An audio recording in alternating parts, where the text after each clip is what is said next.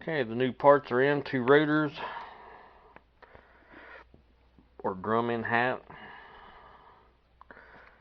emergency brake shoes, disc brake pads, 2 calipers, spring kit for the emergency brakes.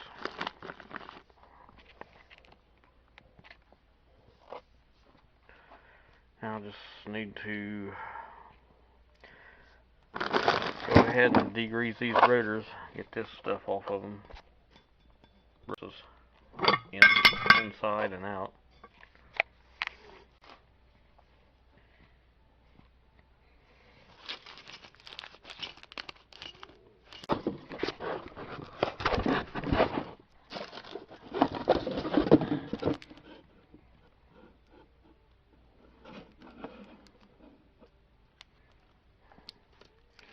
Comes with a hanger too. That's the driver's side rear brake caliper. And there's the 2 calipers I got. See if you can spot the difference in them.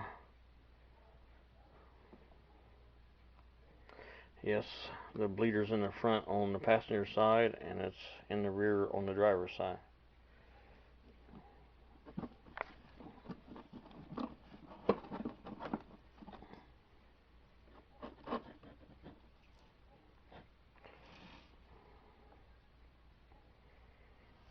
Like that.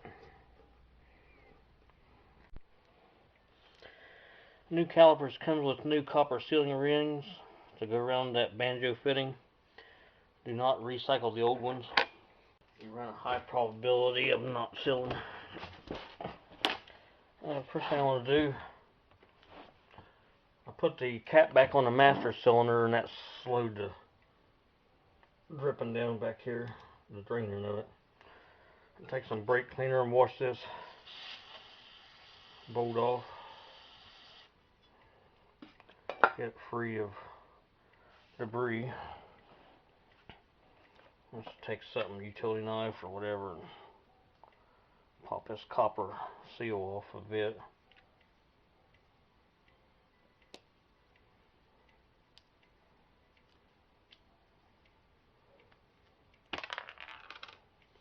And discard. Clean it off with some brake cleaner. Let's stick a new copper sealing ring down on it.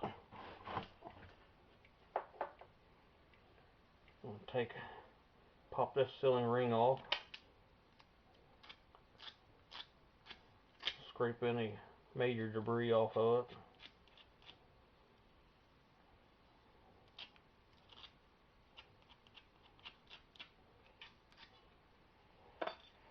And wash the loose particles off of it.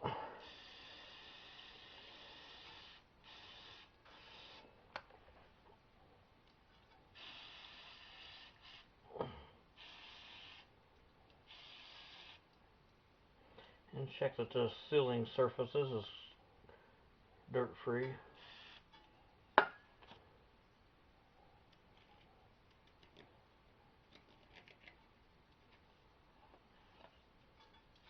And the ribs are clean.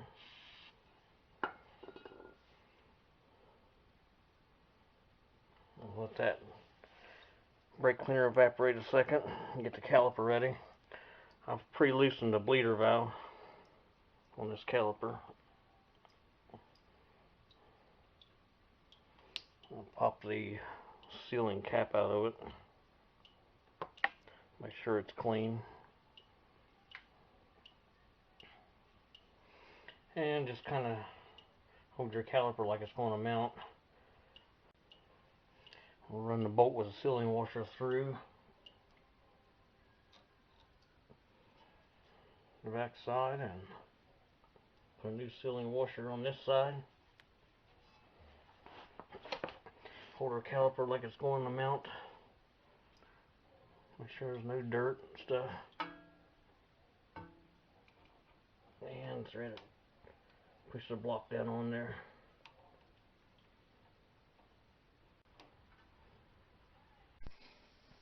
And once you get your bolt started and your line's orientated properly,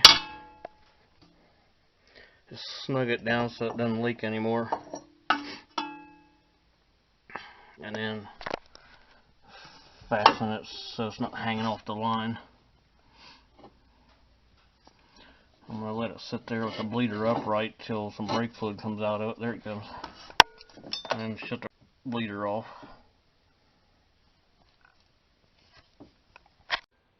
Now that I got the continuous dripping done, there's quite a bit of brake fluid in there. And take these emergency brake shoes apart.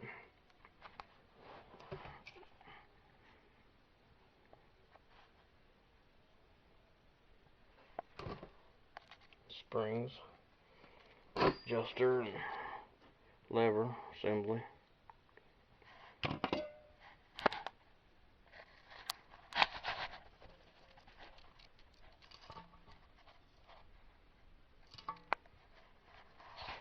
And one thing about these shoes, they'll take you to school.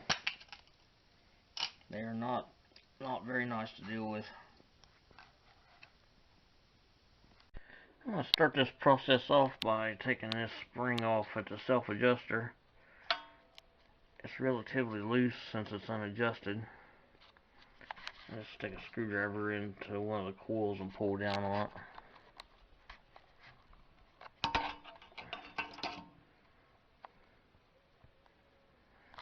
Just pay attention that your self-adjuster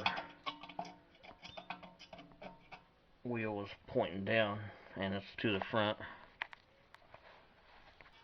And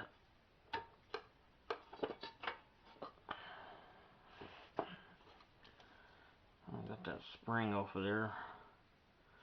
If the orientation is either up or down, it don't matter.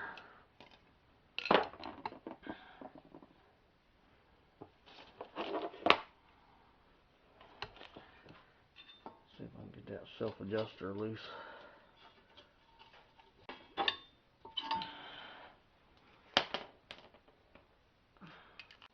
I'll take these clips and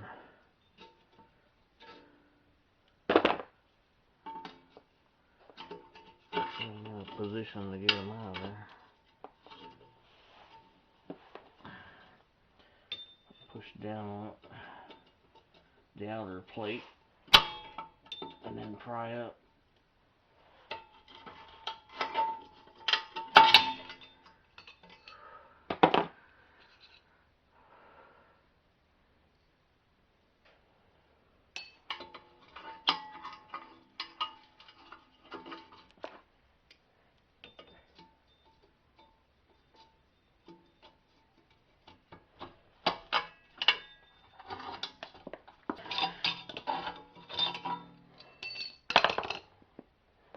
Okay, that's got one side of it done.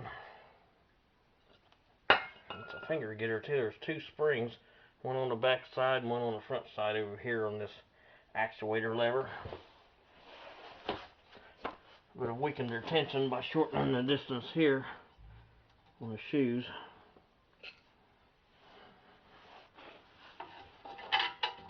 Not by much, though. I should be able to pry this back one loose.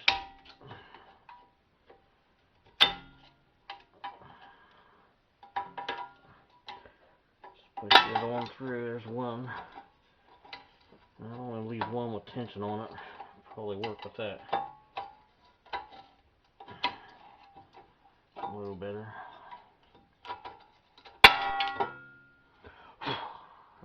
Brake dust's pretty bad for you, so have a mask on.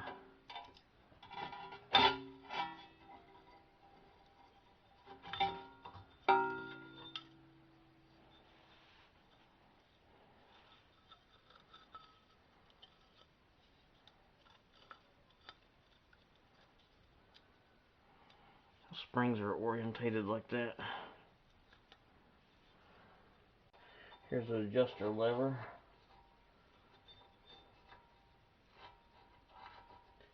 It seems pretty free. I think I'll put some lube on that hinge point.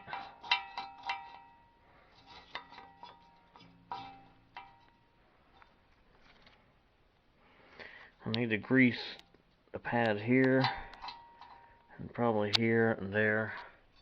This pad up here. And put a little grease in these hold down rivets, pins. And I'll grease this linkage here. Get this hinge point greased up. Clean any rust off of it.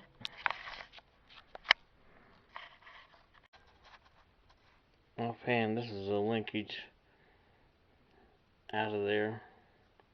The wishbone comes off of there. I've greased it up. I've greased the contact points for the shoes up.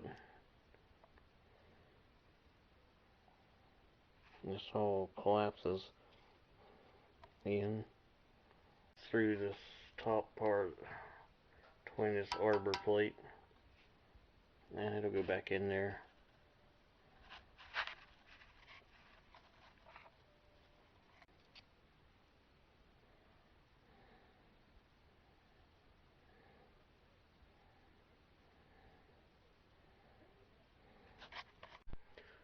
That's the contact points I've greased.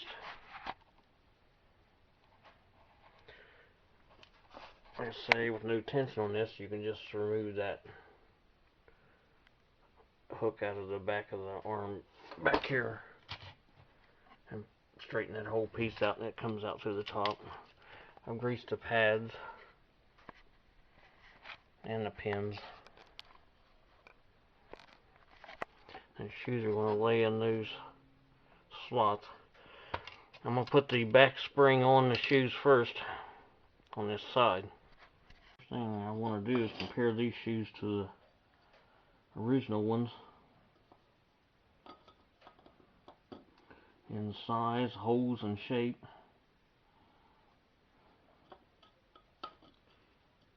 And they match up good enough, I guess. Wide part's for the self-adjuster, and the skinny part catches the actuating lever with the emergency brake cable, and then this rests on this arbor plate here, pin. I've put the lower brake shoe on. Just propped it up with a wire brush handle, whatever it takes to get up there. I've got the back spring in, and the top of it's up here. And make sure the inside shoe slot is sitting in this lever actuator here. And it's going to be hinging here. I've got the shoe pushed up toward the center to keep the distance shortened up for putting this spring in. And I'm going to get that spring put in this slot here and pull it up into place. I've pulled the spring out between the lever and the axle flange out far enough to get it in that hole in the upper brake shoe. It's still fastened in the lower shoe. It's just making a right turn there.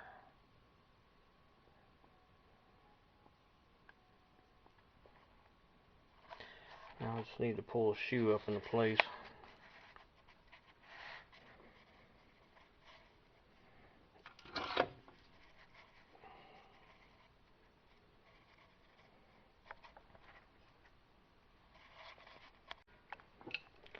I stuck a medium screwdriver in this slot here and held that, then walked the shoe up the axle flange to stretch the spring out and got it over the top of this part. It's in there now. Now I just gotta stretch the outer spring down to the bottom hole. I fished the outer spring straight in across the bottom. Now I gotta feed it up past that emergency brake lever and into this hole. while the brake shoes are kind of doubled up, making the distance a little shorter. And this can be done with a skinny screwdriver.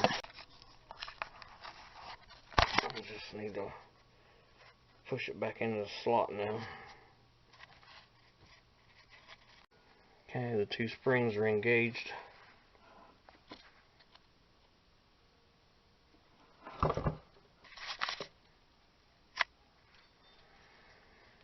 Now to open the shoes up, get the self-adjuster stuck in there, and the hold down pins installed.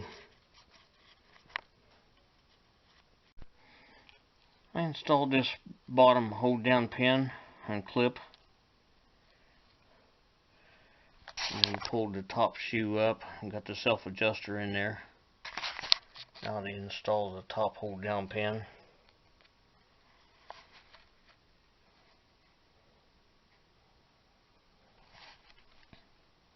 That's to help hold this shoe down while I lift it up on the upper shoe.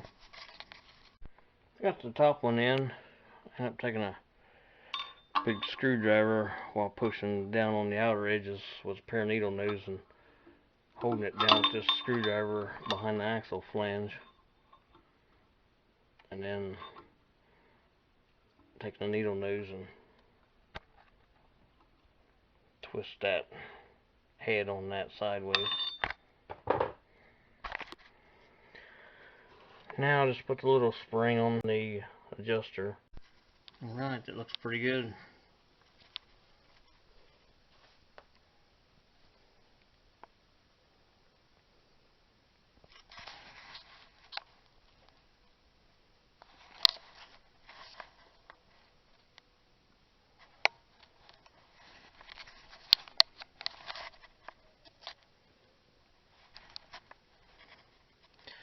Now it's ready to test fit the rotor. I'm going to take a wire brush and scrape this axle flange off. It's got some buildup near the center hub. And once you put your rotor on there, go into the adjustment hole and adjust these shoes up till they just start to drag. And these lug nuts, put them back on there, but they really could use a washer. They're not holding the rotor perfectly flat, just a little bit of movement. Finished putting the caliper and caliper hanger back on it. The two 18mm caliper hanger bolts torqued to 100 foot-pounds. The caliper mounting bolts on the slide pins torqued to 28 foot-pounds. And the banjo pass-through bolt for the rubber brake line torques to 23 foot-pounds. And you want to pump the brake up a couple of times and pop the bleeder on it, get any remaining air out of the system, both sides. That's nice.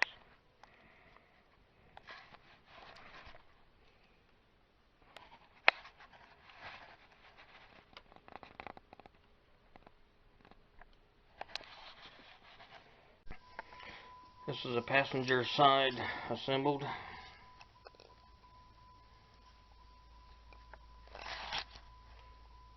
And that's the adjustment setting for the emergency brake.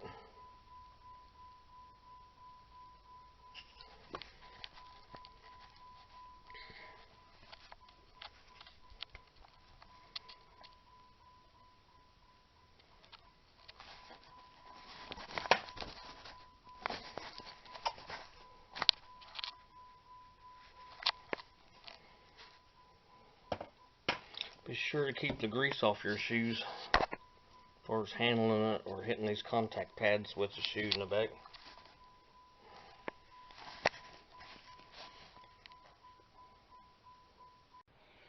I'm going to set the emergency brake a couple times, and then I'll put see how it feels, and then I'll put the rubber plugs back in the adjustment holes after I'm satisfied that the emergency brake works alright. Once you've bled your brakes and set your parking brake a few times and decide the handles in there is where it needs to be, make sure you got a brake pedal before you put it in gear.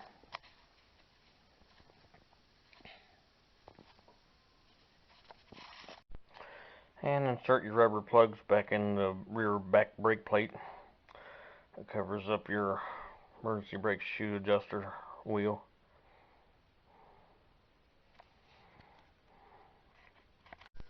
If you saved your rotor retaining clips, it goes on the lug nut studs. Just take a hammer and flatten the fingers back down a little bit. Push them back on there.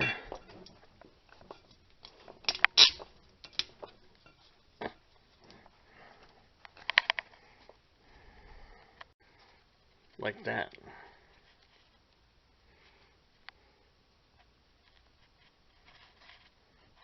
I'm going to put a little grease around this center hub to keep the wheel from galling to it. Put your wheels back on. The lug nuts torqued to 100 foot-pounds.